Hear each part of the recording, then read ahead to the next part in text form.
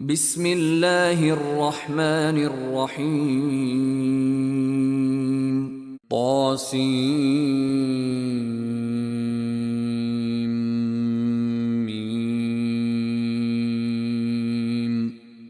تلك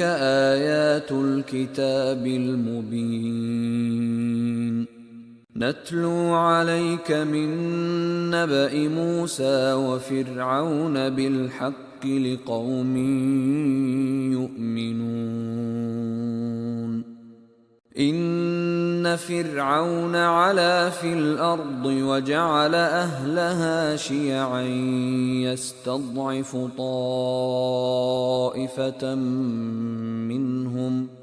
يستضعف طائفة منهم يذبح أبناءهم ويستحيي نساءهم إنه كان من المفسدين ونريد أن نمن على الذين استضعفوا في الأرض ونجعلهم أئمة ونجعلهم الوارثين ونمكن لهم في الأرض ونري فرعون وهامان وجنودهما منهم ما كانوا يحذرون وأوحينا إلى أم موسى أن أرضعيه فإذا خفت عليه فألقيه في اليم ولا تخافي ولا تحزني إنا رادوه إليك وجاعلوه من المرسلين فالتقطه آل فرعون ليكون لهم عدوا وحزنا إن فرعون وهامان وجنودهما كانوا خاطئين وقالت امرأة فرعون قرة عين لي ولك لا تقتلوه عسى أن ينفعنا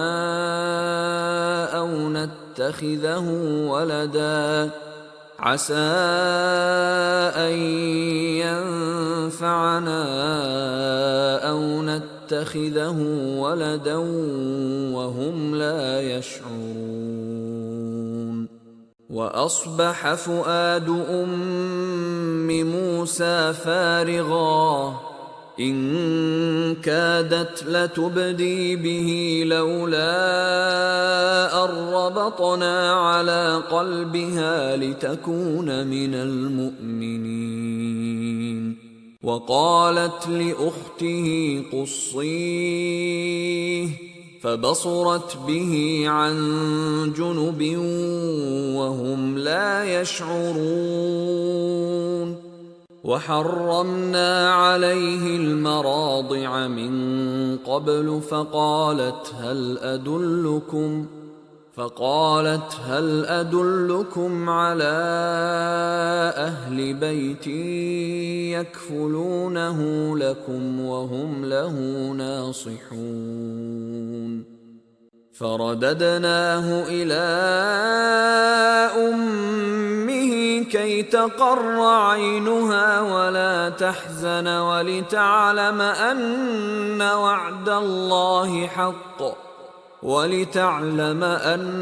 وعد الله حق ولكن أكثرهم لا يعلمون ولما بلغ أشده واستوى آتيناه حكما وعلما وكذلك نجزي المحسنين ودخل المدينة على حين غفلة من أهلها فوجد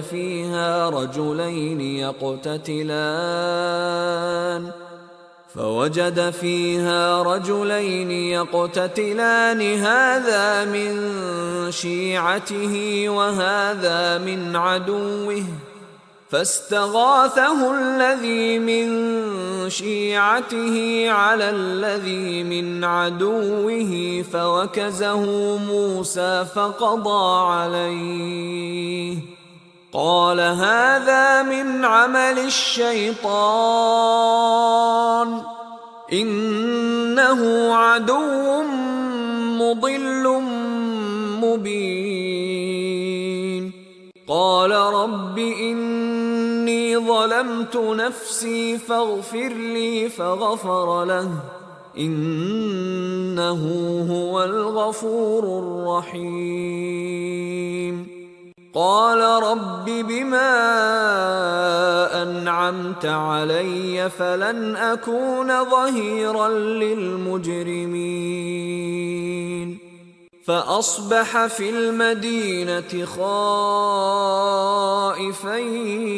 يترقب فإذا الذي استنصره بالأمس يستصرخه قال له موسى إنك لغوي مبين فلما أن أراد أن يبطش بالذي هو عدو لهما قال يا موسى أتريد أن تقتلني كما قتلت نفسا بالأمس إن تريد إلا أن تكون جبارا في الأرض وما تريد أن تكون من المصلحين وجاء رجل من أقصى المدينة يسعى قال يا موسى إن الملأ يأتمرون بك ليقتلوك فاخرج إني لك من الناصحين فخرج منها خائفا يترقب قال رب نجني من القوم الظالمين ولما توجه تلقاء مدين قال عسى ربي أن يهديني سواء السبيل ولما ورد ماء مدين وجد عليه أمة من الناس يسقون ووجد من دونهم امرأتين تذودان قال ما خطبكما قالتا لا نسقي حتى يصدر الرعاء وأبونا شيخ كبير فسقى لهما ثم تولى إلى الظل فقال رب إني لما أنزلت إلي من خير فقير فجاءته إحداهما تمشي على استحياء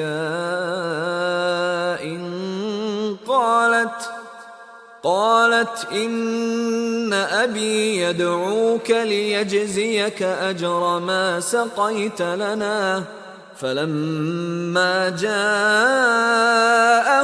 وقص عليه القصص قال لا تخف نجوت من القوم الظالمين